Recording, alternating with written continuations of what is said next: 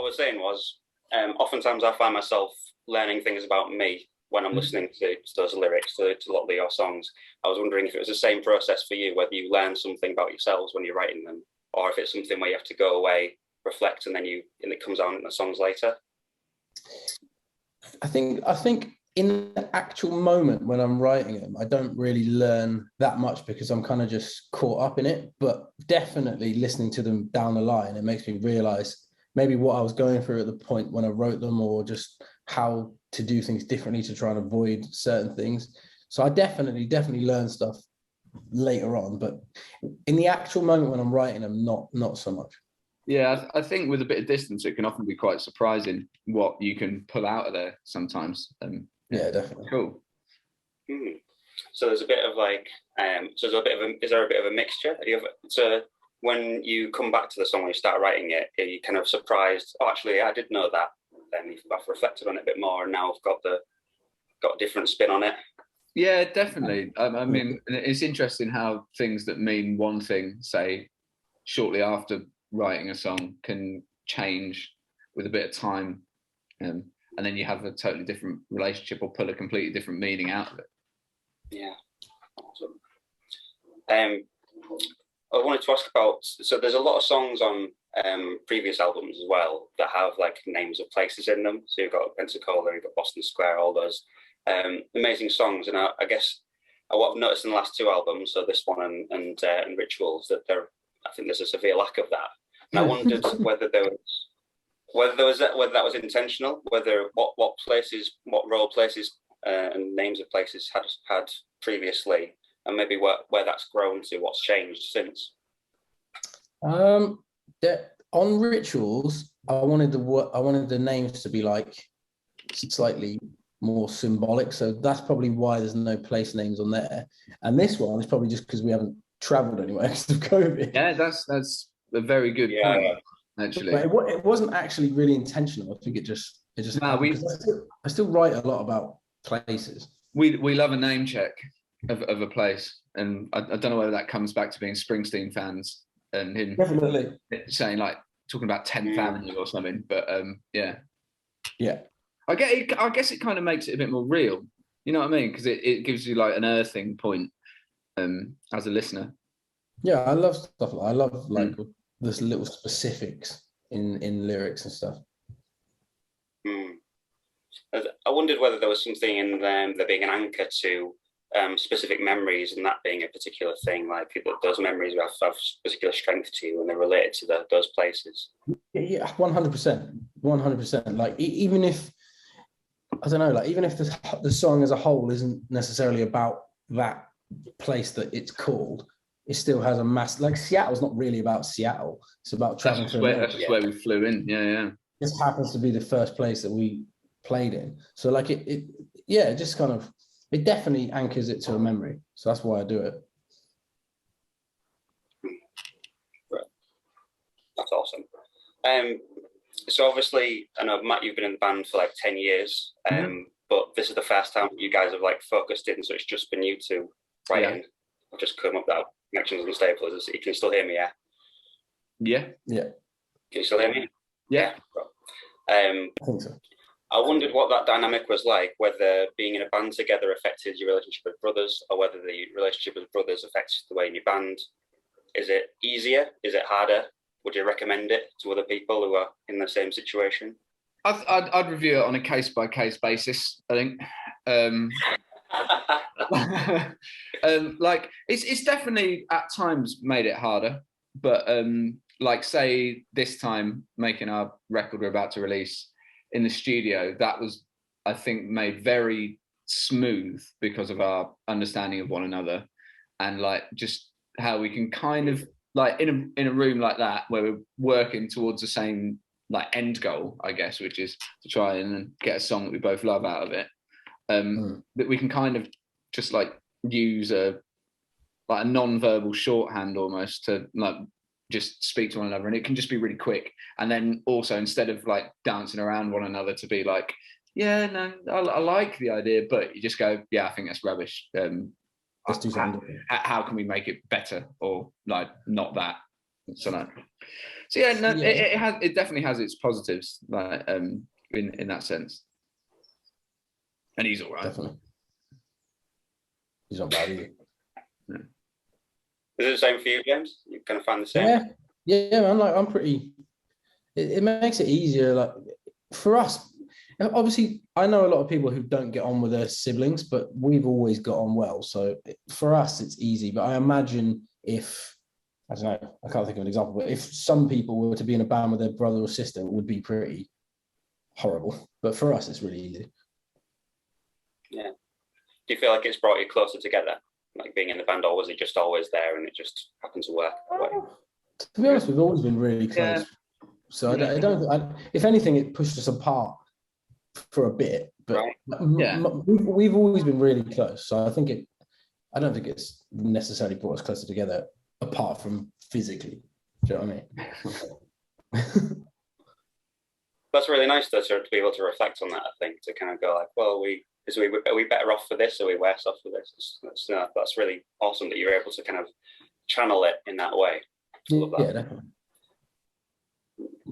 So you've obviously got a song on the new album called Kids, and from my understanding, it's kind of there's lines about just being kids and being young forever.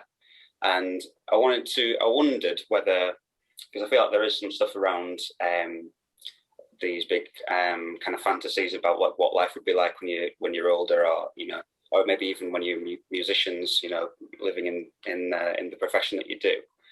I was wondering whether those fantasies have become a reality. Has it lived up to everything, or is there room for you to kind of grow into some of those fantasies still? Is there still a bit more you've got left to uncover that your child selves were looking for? I think there's always should be room for that, because I think it's part of like that childlike wonder that kind of makes you feel things so strongly, I guess. But it's an odd one. Like there's definitely things that have I've never really had like specific mad things I wanted to achieve as a kid, like other than to just be able to just get through the day. Yeah, but like play music that I love, like with a good bunch of people, and like there's something simple in that. But like I think the bits that don't live up unnecessarily when you go, oh no, it is kind of work still. Like it takes maintaining. Right. It doesn't just happen, and it's like this. It's not always the most fun thing in the world. It can be very difficult, very draining. But yeah. No, it's definitely not it definitely hasn't lived up to what I thought it was going to be.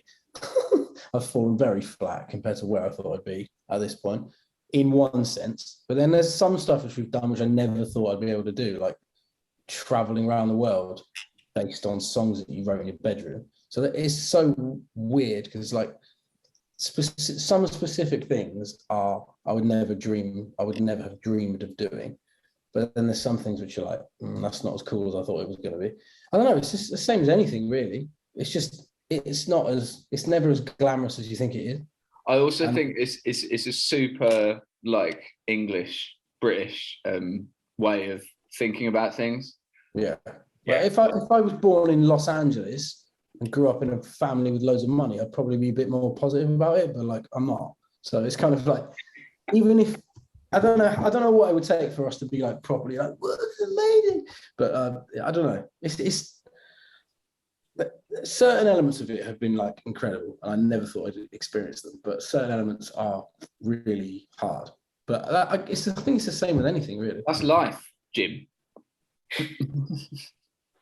Yeah, I think I like that you named like that you're British, and I put that in part of the question. Really, was like that you are very humble in that very British way on stage, and I really was really intrigued to see if there was any part of you that allowed yourself to fantasize and be like, oh, I want to go on a zip line and fucking fly in through the, like that.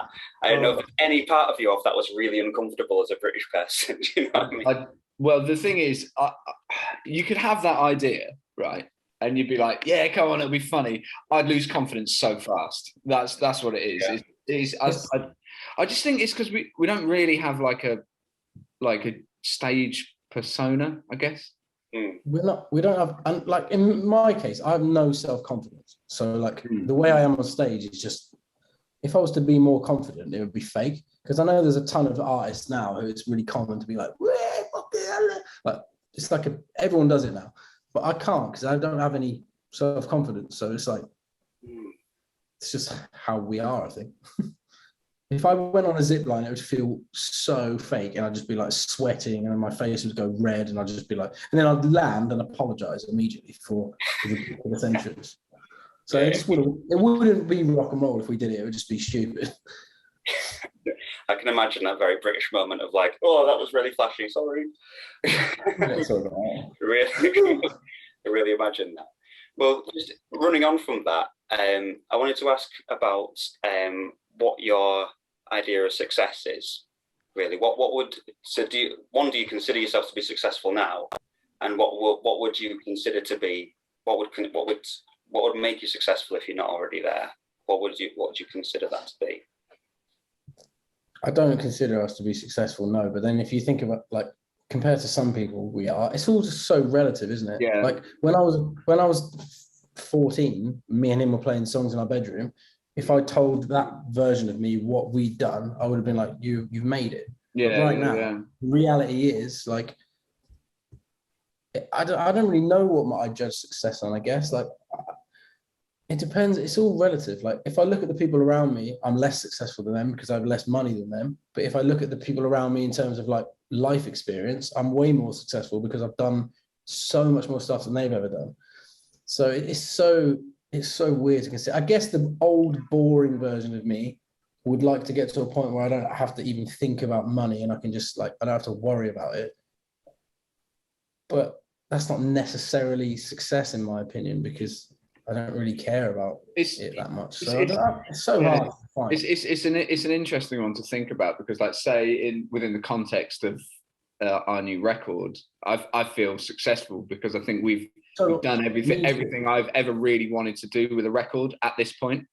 Yeah. And so that in and of itself is a success. But then once you start thinking about 100%. other things, you go down a rabbit hole, and it's like, well, what does it mean, man? And I think in the society we live in, it's so like irrevocably tied in with money, which is quite unhealthy for the most part. But unfortunately, it's kind of the way things are. But like it should be so much more than that, and I think it is. And it's if for me, I guess it's if I can continue to do something I love that offers exciting challenges and makes me feel things, and I can afford to do it, or like that is lets me lead a sustainable lifestyle that is, like, you know, comfortable enough, then it could be a lot worse. Yeah, I guess it's that balance between the kind of money part of it and the experience part of it, and the also comparison part. I'm really that.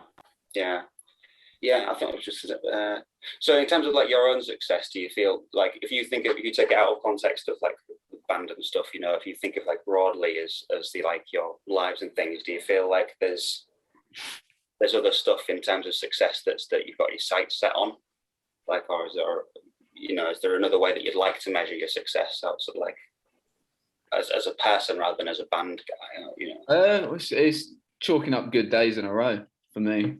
Yeah, is about as that's the like small level, because I think once you start looking a bit further, it gets overwhelming and it's too much, and it feels like I don't know, it's like a journey you can never accomplish. Whereas it's if you can look at the little things and try and appreciate that for what it is, then you know you get there, I think.